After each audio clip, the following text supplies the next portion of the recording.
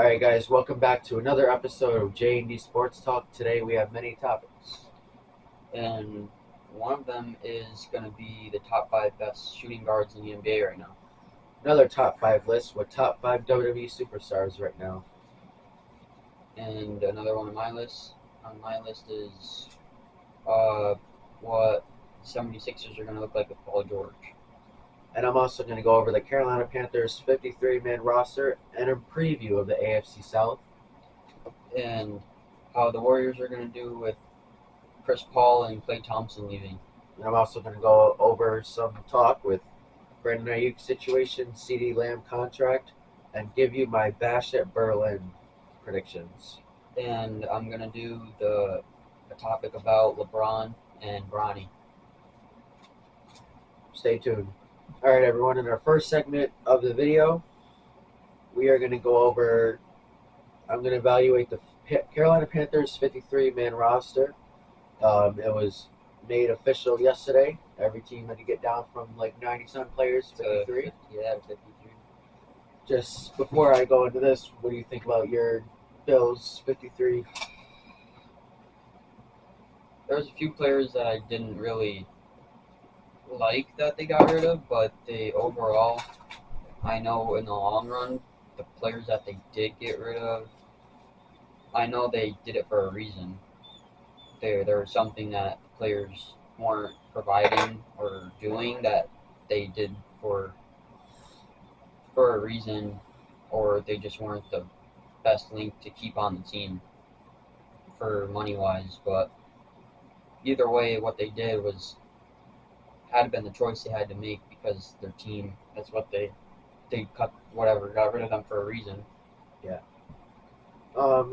So obviously Carolina decided to keep 2 quarterbacks in Bryce and Andy, just like last year. Running backs, we have 5. We have obviously Chuba Hubbard, Jonathan Brooks when he comes back, Miles Sanders, and Raheem Blackshear. Oh, excuse me, we have 4. But wide receivers, Adam Thielen, Deontay Johnson, Jonathan Mingo, Xavier Legette, Imar Smith-Marset, David Moore, and Jalen Coker. Cut Terrence Marshall Jr. yesterday. Pretty good wide receiver room. I expected the roster to be how it is. Few surprised me, but not much. We have Tommy Tremble, Jatavion Sanders, and we still somehow have Ian Thomas. And at line, we have Ike Ekwonu, Damian Lewis, Austin Corbett, Robert Hunt, Taylor Moan, Brady Christensen, Chandler Zavala, Andrew Ring, Cade Mays, and Yosh. Not bad of an offense. Pretty good offense. We went over how I think the season will go yesterday. A little bit of that. On the defense side of the ball, at the D-line, we have Derek Brown, Shai Tuttle, Ashawn Robinson, Nick Thurman, LeBron Ray, Jaden Crumedy, and Jaden Peavy. And then at outside linebacker, we have Jadeveon Clowney, DJ Johnson, Keegan Chassian, and Iko Leota. Leota is I believe, an undrafted player, along with Undrafted. Jalen on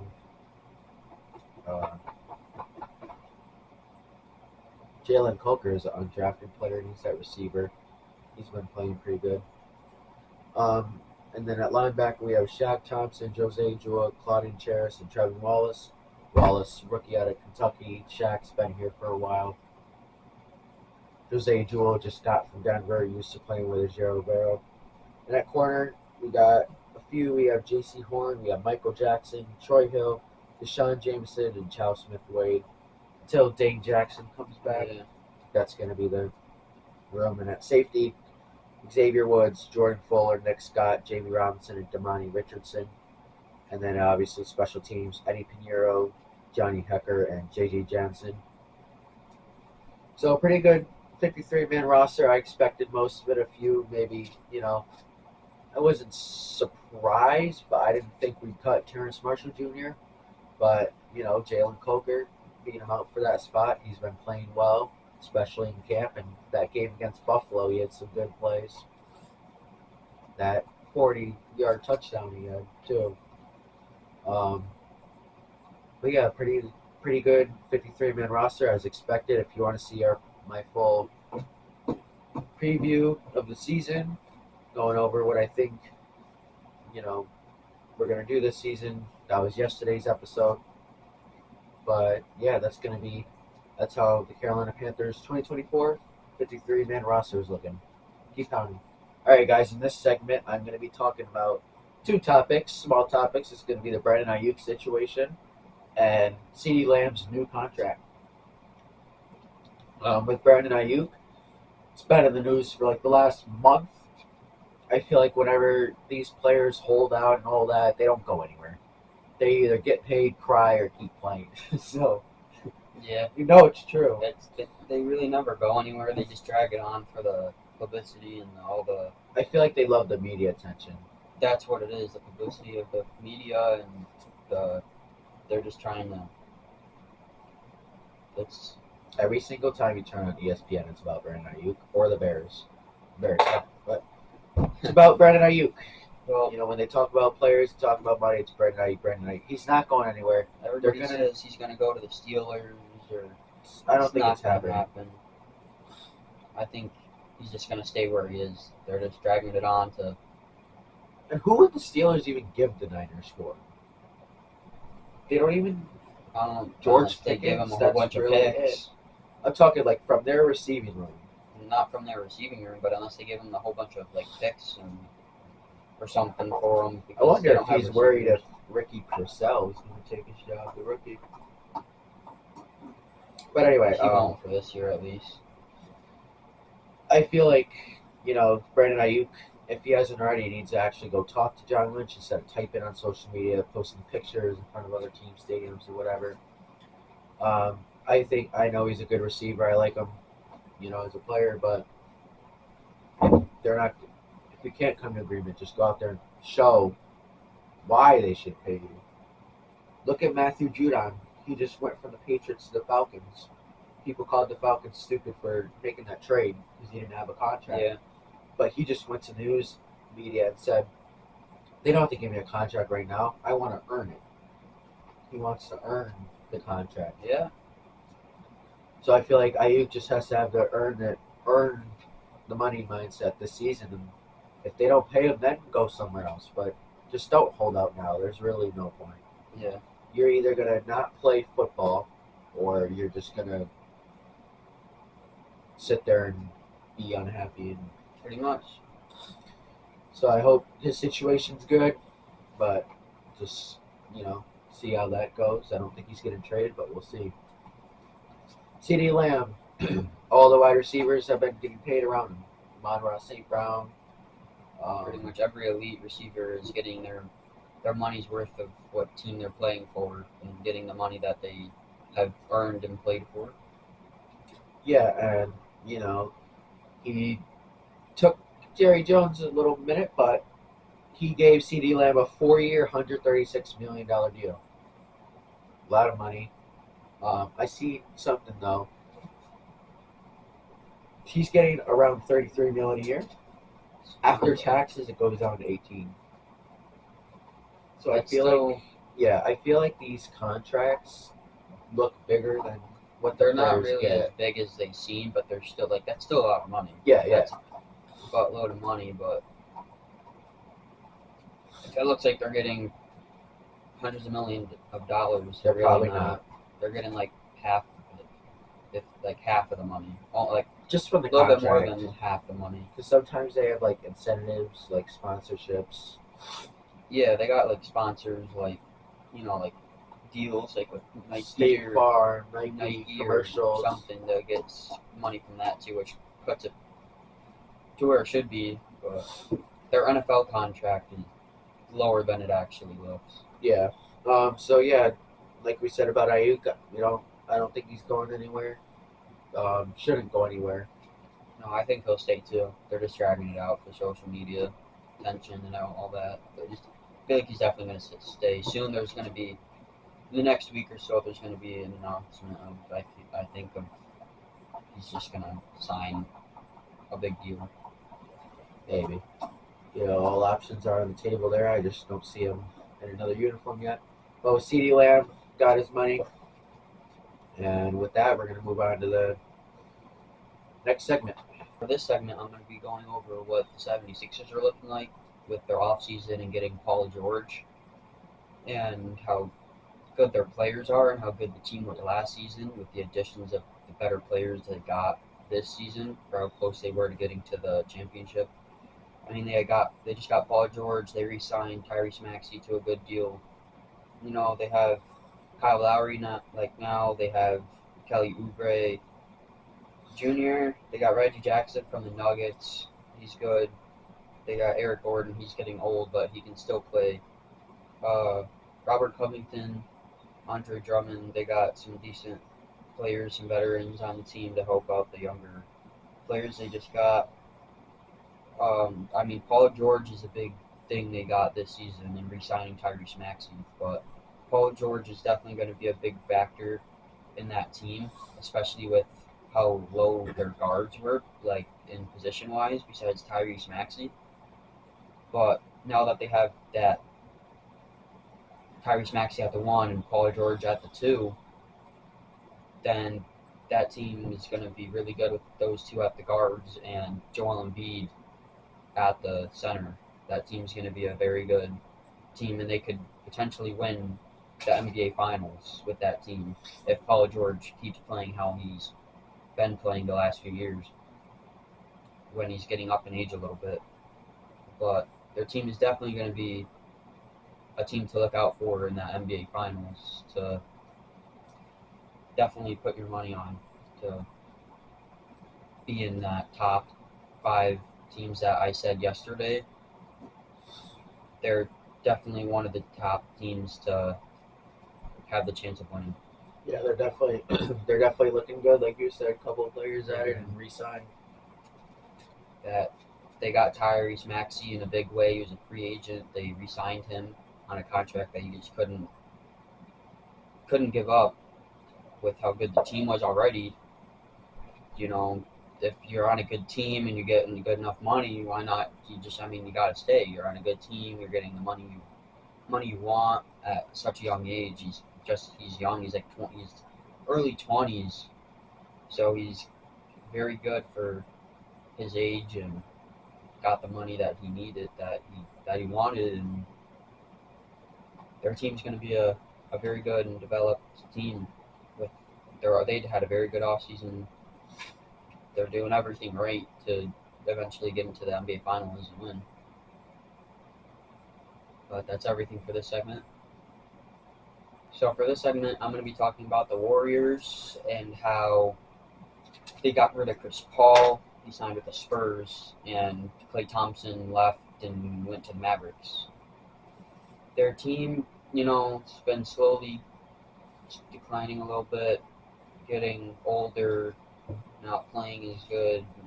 They're starting to fall back a little bit, but with the leave of Chris Paul and Klay Thompson from last season, I think they're going to be a little worse this season from last season. Even though both players didn't play as good, they're still the key players of the team, some of the key players of the team. So they're definitely going to be a little bit of a downspout a little bit, I think. That's your favorite basketball team, so he knows a little bit about the Warriors lineup just a bit. But I haven't really been looking at the Warriors too much, but these are just some big things that happened over the offseason. I don't really know who's going to be playing their roles. I know it's definitely going to be some younger rookies, like younger players that haven't really, because they don't really have anybody else to put in that spot. I know they're definitely going to just throw the bench players that were playing that 1 and 2 spot.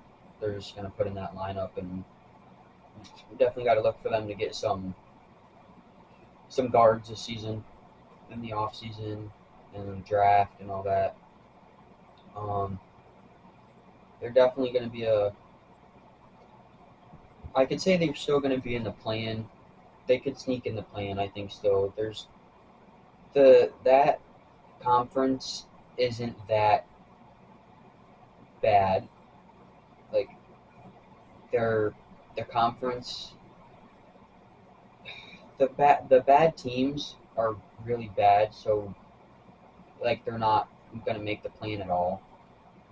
Like there's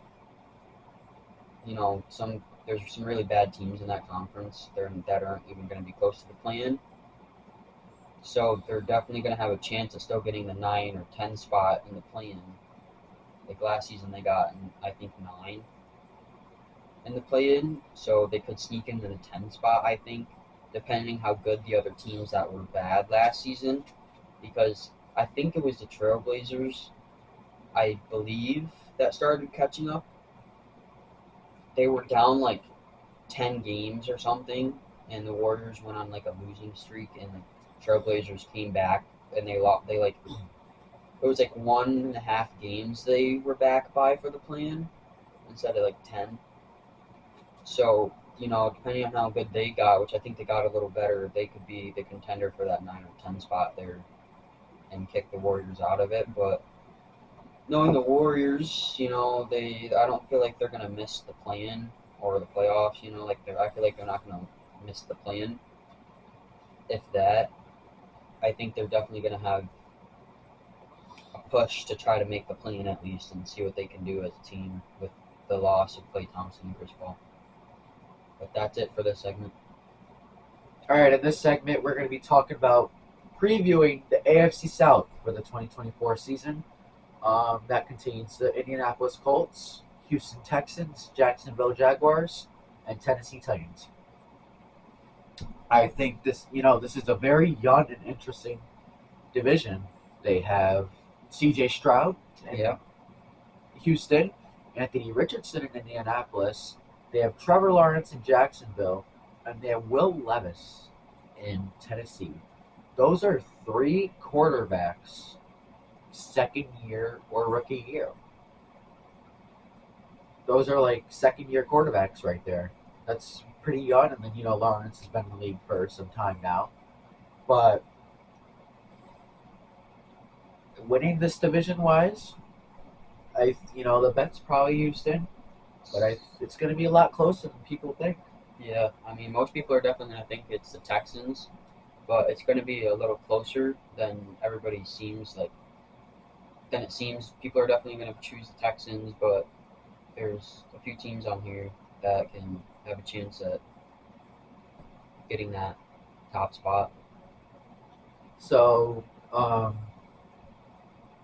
the Texans, they have C.J. Stroud, and, they were a good team last year. We're going to start off with the Indianapolis Colts. They could, looking at their roster, if Anthony Richardson plays good ball and they play how they look on paper, they could be a really dangerous team that could really, they're in the very tough conference, but they could be a team that really could go to the playoffs. They could go deep in the playoffs, really. If Anthony Richardson plays well and, they look good as they are on paper, they're going to be pretty good.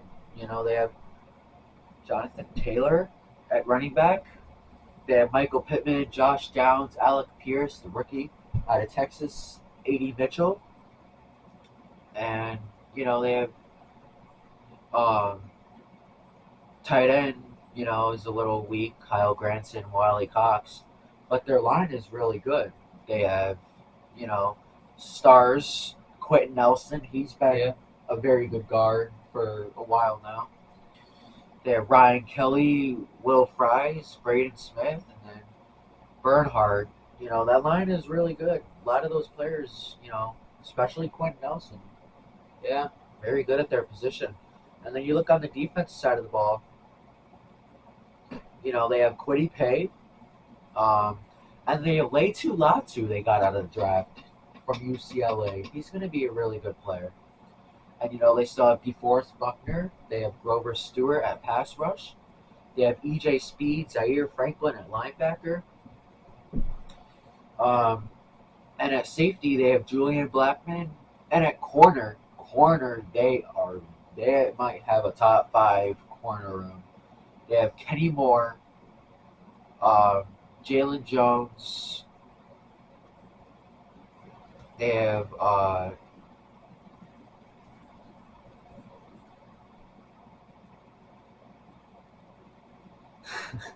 not really a top 5 cornerback room.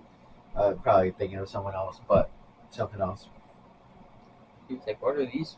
Who are these people? What they're not top 5. But yeah, they have a good defense. Zaire Franklin, DeForest Buckner, Kwity Paye, Leitu Latu, EJ Speed, Zaire Franklin, Julian Blackman, Grover Stewart. That leads the defense. That's a lot of players right there. A lot of those players Yeah. are really good.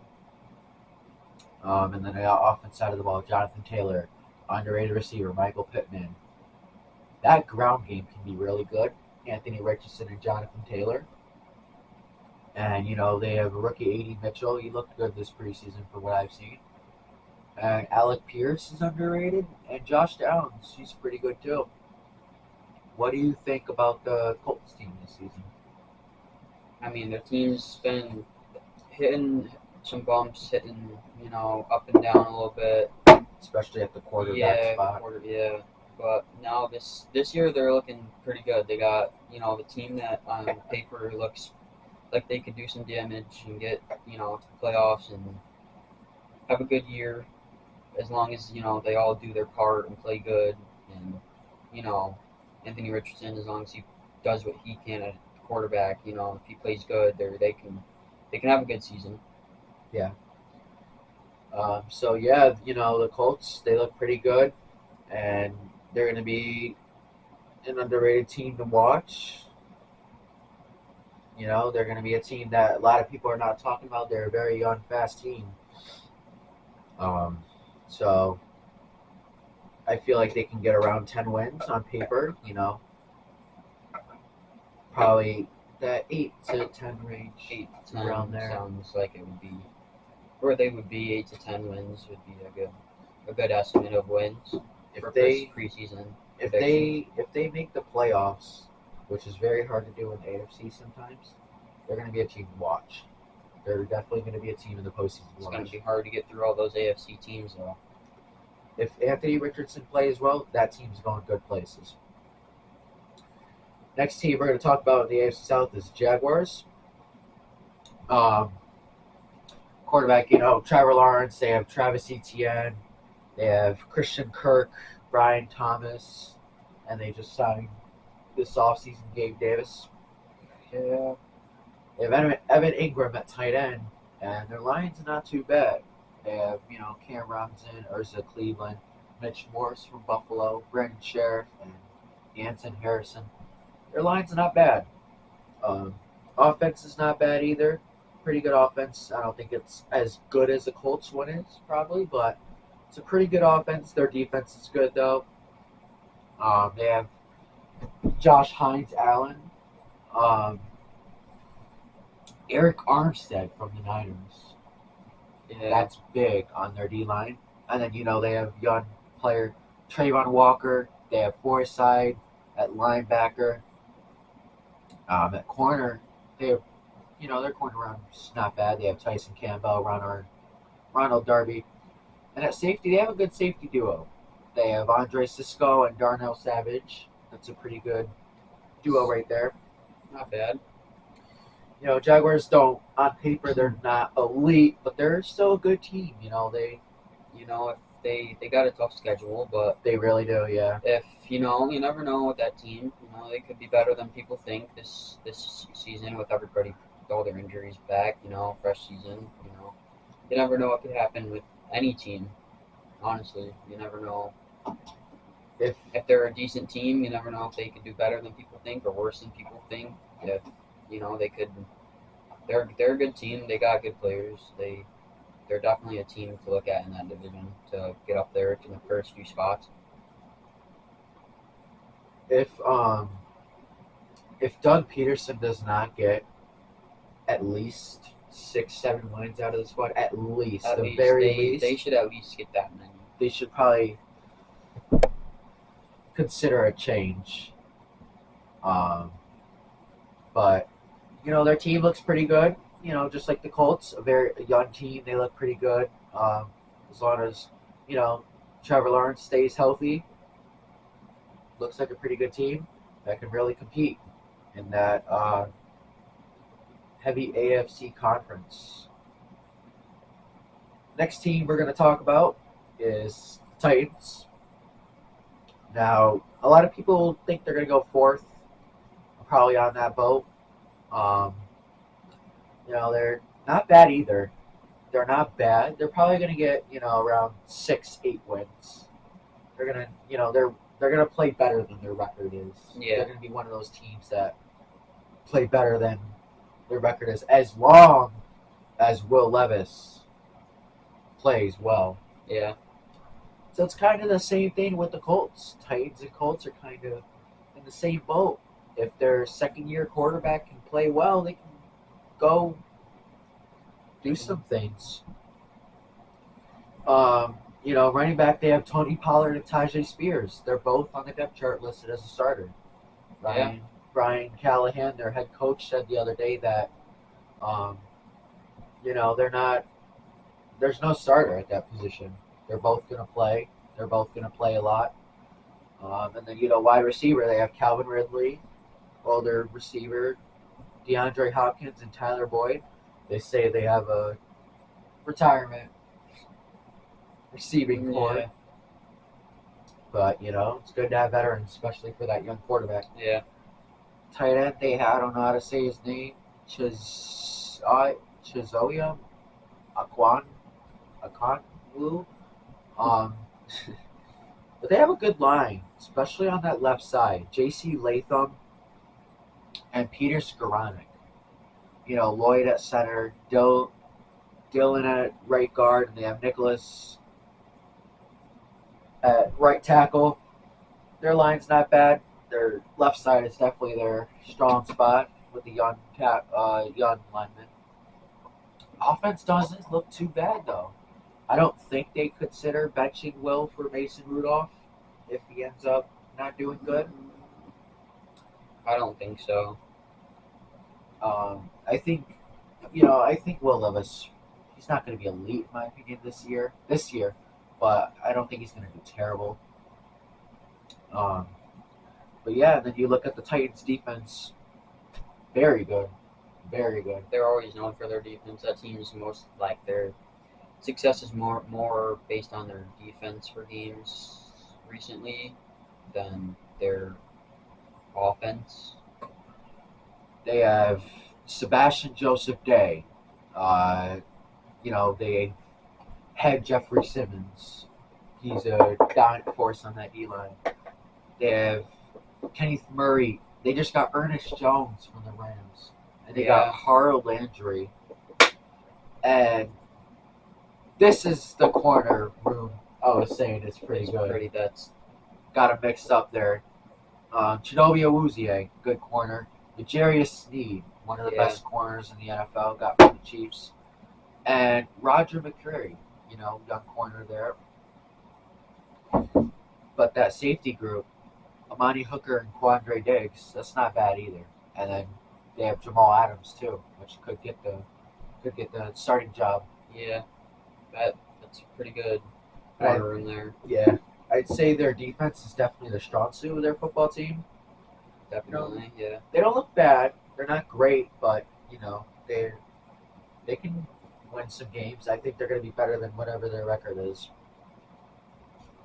Now we're going to move on quick to the favorites. Favorites of the division, the Texans. I personally don't know who's going to win this division.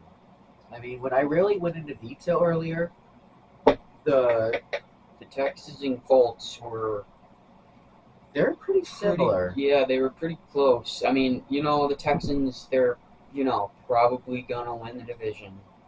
But there was always a chance that the Colts, it's not out of the books that the Colts could also win the division if they play good, I'll tell you what, guys, whatever happens week 18 is going to decide this division. Yep. I'll tell you that. I'm going to call it right now. Bookmark this, whatever. Whatever happens week 18 is going to win this division. But, quarterback, they have C.J. Stroud. Phenomenal the last few seasons for young quarterback. Top 10 quarterback in the NFL. Joe Mixon, Damian Pierce. I really like that running back duo. And then receiving core is pretty good. Stephon Diggs, Nico Collins, Tank Dell. You know, they have good. They have a lot of receivers, honestly. Yeah, they can fill that. They filled that position pretty well with the quarterback, with C.J. Stroud, with those receivers. That's going to be a nice touch with that team to push them through that division, try to win it. And they have Dalton Schultz at tight end, and then they have Brevin Jordan at backup, which he's not even bad. You know, he's a pretty good backup. And their line's good. You have to have a good line. They have Larry Tunzel. He's always reliable at left tackle. Shaq Mason at guard. Titus Howard. But yeah, you know, and then you look at their defense. Their defense is really good. One of their biggest additions was Danielle Hunter from the Vikings. Yeah. It's funny as they did a little swap there. They in free agency, Jonathan Greenard went to the Vikings, and they took each other's edge rusher. So you know you got Will Anderson, and then you got Petoskey, Danielle Hunter, like we just said. Linebacker, you got Aziz Al-Shir, Jake Henson, Henry Toe. At corner, you have Derek Stingley, Kamari Lassiter. Corner, honestly, doesn't look that bad. Safety, they have Jalen Patir and Jimmy Ward. Excuse me. But yeah, I think Houston's a really good team. Don't know if they're going to be as good as last year. They're either going to be a little worse or a little better. I don't see them doing the same exact thing. So I don't think they're going to win the Super Bowl. It's hard to see. Yeah, I don't think they're going to win it, but they're definitely going to have a chance at it again. They're going to have playoff runs. They're going to have a deep playoff run. Yeah. So AFC South, you know, if I had to give you a line how they're going to do this season, Titans better than their record, 6 to 8 wins around there probably. Jaguars, you know, that 8 playoff to 10, team, playoff team. That 8 to 10 wins for their team ratio. Colts could be playoff team, deep playoff run, and Texans will definitely be a playoff team. Yeah. Probably a deep playoff run. Those Colts and Texans, we'll have to see what happens at the end of that season for that division. For that, see who wins that division. But yeah, that's going to be our AFC South breakdown. Every day we're going to do a new division. Don't know what division tomorrow. If you guys want to pick, let me know what division you want to see. Let us know next. anything you want us to do. Anything. Like we said yesterday, top 5 list, anything like that. And yeah. Alright guys, for this segment, yesterday we talked about it, what Ronnie is going to be like calling LeBron on the court, like in the workspace of like the NBA, of training and, you know, in the work environment of the NBA. They announced yesterday that LeBron doesn't want him calling him dad while they're in their workspace. So Bronny's just going to be, I don't know what, we'll have to see what Bronny's going to say, like what he's going to call him, if he's just going to call him like LeBron, Bron, or what's going to be said. I make a prediction it's going to be Bron. That's what I think it's going to be too, is Bron. No, Bron. Oh. I think that's what it's going to be too. I feel like that's, I mean, it's just, you know, I think that's what it's going to be. You know, that I had a feeling that he wasn't going to want him to say that. You know, it's a workplace, you got to work, you got to be focused, and, you know, you got to stick with it. So I had a feeling he was going to not want him to call him dad in the workspace, but they announced that yesterday. Doesn't want him to call him dad in the workspace, but that's it for that segment. Guys, in this segment, I'm going to be giving you my WWE Bash at Berlin predictions. The pay-per-view is Saturday, 1 o'clock Eastern. They are in, don't know, I forgot, but they're obviously in another country considering the time zones. But right now, as we're filming this on Wednesday. It's Wednesday. Um, First off, CM Punk versus Drew McIntyre in a strap match. I think CM Punk's going to win that one. I feel like if Drew wins 2 in a row, it's going to make look like Drew is dominant over CM Punk. And their latest segment, CM Punk came out from under the ring and whooped him with a strap. So, yeah, I mean, I think CM Punk's going to win that one. Hope it's a good match. And then we're going to have the Women's Tag Team Championship. I think Bianca Belair and Jade Cargill are going to win that one. That's who I want to win that one. Then we have Gunther versus Randy Orton. It's gonna be a good match. I think I would want Randy Orton to win. Obviously, everyone knows Randy Orton. Everyone likes Randy Orton, but I don't think Gunther's going to lose just because he just got the belt. And I don't think it would happen at Bash in Berlin. Probably, it would happen maybe Survivors. They'll build this rivalry, but I don't think they're gonna. I want Randy to win, but I think Gunther's gonna win. Then we got my favorite match is Liv Morgan and Dirty Dom versus the Terror Twins, Rhea Ripley and Damian Priest. I really don't know who's gonna win this one. They can do different ways with this. So I just went with kind of a casual way. I feel like Judgment Day, Finn Balor, JD McDonough, and Carlito are going to interfere, and it's going to cause Liv Morgan and Dirty Dom to win that one. But that's going to be a good match. That's probably my favorite match on the card. And then we got the main event. I don't really agree with the main event. I don't think they should have done this match, but they have Cody Rhodes and Kevin Owens. I think Cody Rhodes is going to win. Kevin Owens doesn't even really want this match, but I don't know if I feel like he's going to turn heel probably. But I just, I wish Cody Rhodes needs to be like on Raw. They need to shake up SmackDown because there's not much besides the Bloodline, Kevin Owens, Cody Rhodes, and Randy Orton to really compete for belts. Cody Rhodes can really beat anybody on that roster. So that's Bash at Berlin predictions. It's going to be an exciting pay-per-view. I think the best match is going to be the mixed gender tag match. And I think if I had to give you the biggest surprise, I think it'd be probably Orton beating Gunther if I had to make a biggest surprise. But it's going to be a good pay-per-view, and I can't wait for it. Alright guys, in this segment, the final segment of the video, we are going to be giving you each a unique top 5 list. I'm gonna do a top 5 best shooting guards in the NBA. And I'm going to do top 5 WWE superstars right now. So for my number 1 spot, I think the best shooting guard in the league right now is Anthony Edwards. I mean, he just jumped right out of the gun, just started, everybody's saying he's the best shooting guard by far. I mean, the Timberwolves run last year, they had a very good team. They played very good. Anthony Edwards carried them most of the way through the playoffs. He played really good. I mean, he took down the Suns and Kevin Durant. They took down. He was playing pretty good. He was playing the best we've ever seen him play.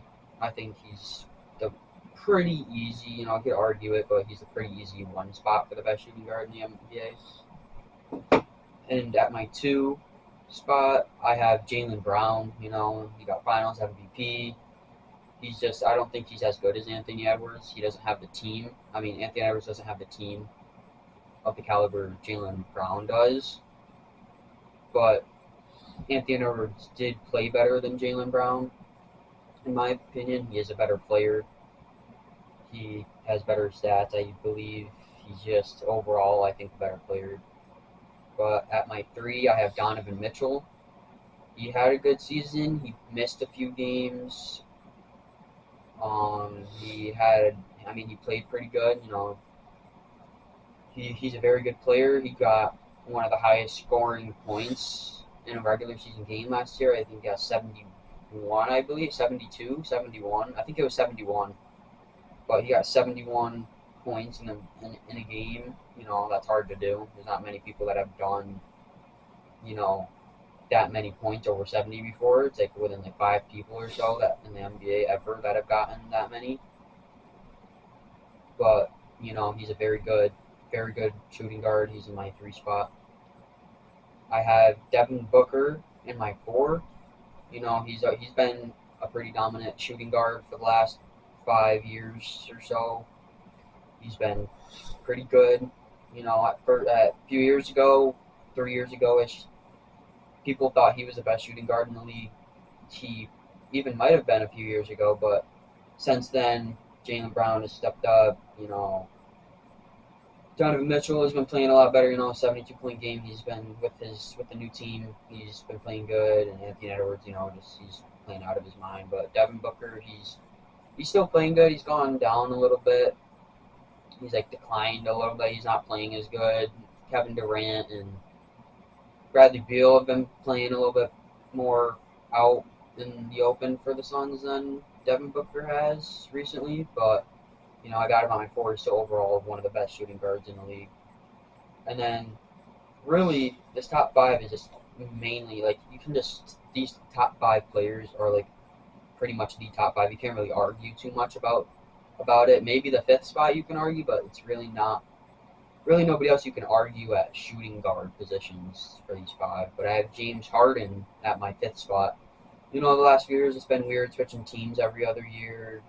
All decent teams, not making too many playoff runs. Like, you know, last year with the Clippers, he re-signed with the Clippers. He had not a bad season last year with the Clippers. They did good in the regular season. They didn't really do too good in the playoffs, but he played pretty good this season. Like last season he didn't play good, but this season he got back in there. He jumped right back on and started doing amazing again. Almost 30 points a game again, mid-20s. Seems like he's starting to play a little bit better than he used to. He's starting to get back into his groove again and scoring more points and playing better, not switching teams. Sticking to the team, he's on a good team, but overall he's in my 5th spot. And those are my top 5 shooting guards in the NBA. All right, now for my top 5 list. This was very hard to do because, you know, there's a lot of good wrestlers in the WWE. Number 5 right now, I got Rhea Ripley. You know, she's in a couple storylines. She's competing for the Women's Championship. She's just a really good wrestler overall. Number 4, I got Jey Uso. You know, they haven't really given him any singles championship opportunities, but he's still, you know, one of the best wrestlers. He brings probably the best energy, probably the best crowd reaction. Yeah. Number 3, you got to put Seth Rollins up here. He's always hardworking. Worked through WrestleMania with 2 torn meniscus. Yeah, so he's always hardworking and he's always putting the company on his back and trying his best to really do good. Number 2, I got Cody Rhodes. You know, not much to say about Cody Rhodes, undisputed WWE Universal Champion right now. Really good wrestler. Since he's came back to the WWE, he has won a few championships, and everyone sings his theme song and the energy it brings and stuff like that. Number 1, I got Roman Reigns. I think that's normally the people's choice now. Nowadays, is Roman pretty much the one. These are, you know, like Dom said, favorite wrestler. You know, his theme song is Acknowledge Me, and just he's a good character, good person, and yeah, that's our top 5 list. Yeah. All right, guys, that's gonna be it for today's video. Thank you guys for watching. You know, we're gonna try to put out these episodes every day. As often as we can, get as much content out as we can on the TikTok and post some stuff on Twitter. You can go follow there on TikTok and Twitter. J&D Sports Talk, same name. Yeah, thank you guys for watching. And I hope you enjoyed today's episode. Let us know anything. We're still learning how to do this. You can give Give us us any tips. top 5 stuff, anything, and comment anything. You can do lists you want us to do. We'll do it in the videos. Top 5 lists of anything, just anything you want. And we could comment. make a Q&A eventually Yeah. soon too. So Just anything you guys want to comment. Just let us like know. a list, anything, we'll do it. All 3 platforms, you can let us know. Let us know. TikTok, YouTube, Twitter. Thank you guys for watching.